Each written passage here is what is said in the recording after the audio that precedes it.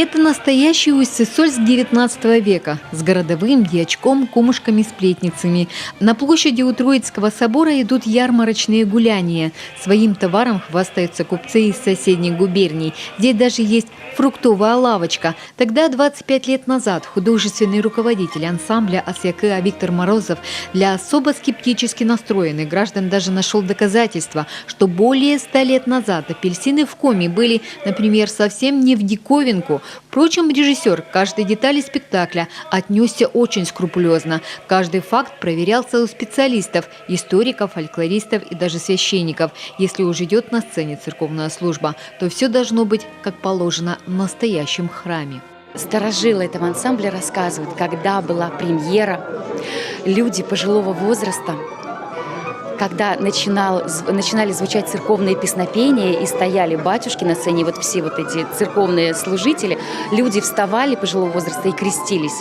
Вы понимаете, люди настолько прониклись, и они думали, что это на самом деле пришли церковнослужители, идет настоящее богослужение. В постановке собраны самые яркие и знаковые события святочных дней. Молодежное гуляние, колядки и, конечно же, куда без крещенских гаданий и девушек, которые на перекрестке кидают валенки и слушают лай собак. Вот и главная героиня, купеческая дочь Сандра, решается на страшное гадание на своего суженого и получает проклятие. Разумеется, все заканчивается благополучно, и любящие сердца снова соединяются. Для Анастасии Плесовской роль Сандры дебютная, а потому и непростая. Ты не один номер работаешь, да, где 4 минуты ты показал, да, характер как-то, настроение, эмоции персонажей, и на этом заканчивается. Это большой спектакль, она разная, вот, настроение меняется, эмоции меняются, чувства разные, да, и поэтому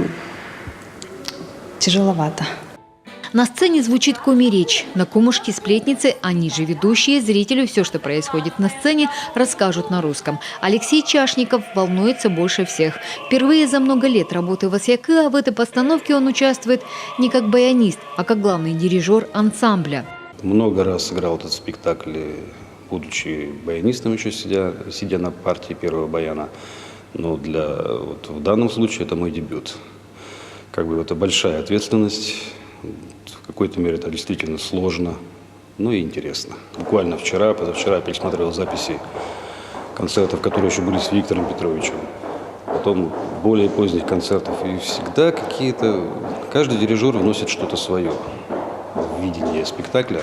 И он все равно выглядит как-то по-разному. Дирижер уверен, постановка уже давно просилась в народ.